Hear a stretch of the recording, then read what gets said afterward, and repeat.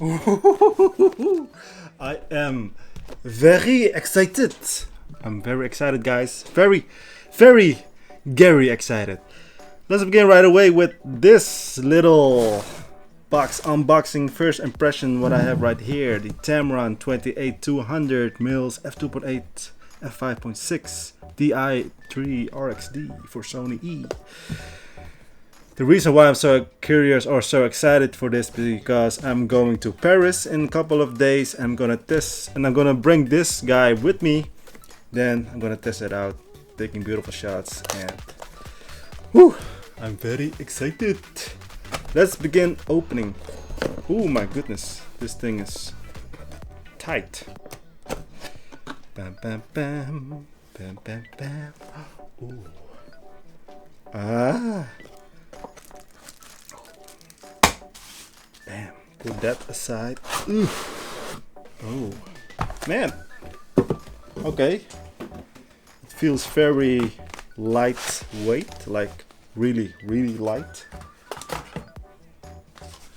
Dun, dun, dun. Wow. Wow. What? This looks like the Tamron 2875. Hard to tell any difference. Ah, it has a locking mechanism. Cool. Oh, whoa. Damn. Weather sealing gasket? Yes. Cool, man. Wow. Let's gonna take the 2875 as well. Put it side to side real quickly to see if there's any difference. Wow, it's pretty much the same. But as you see here, it really looks the same almost. Almost same weight as well.